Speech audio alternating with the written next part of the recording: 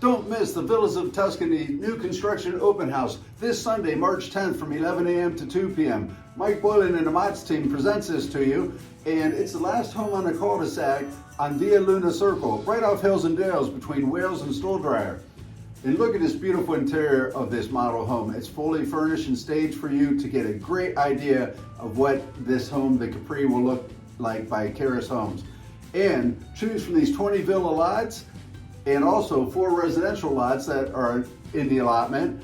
And then we have 56 more additional building lots at Julian farms that you can come out and take a look at. We can explain them to you. Plus 84 more lots at Frank Farm. They're in the corner of Lake Cable and East Lake in Jackson Township.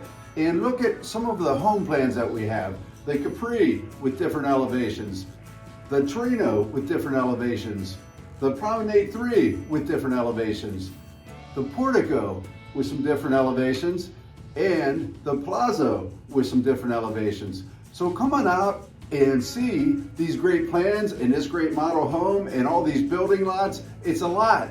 Come out Saturday, March 10th from 11 a.m. to 2 p.m. Directions below. See you there.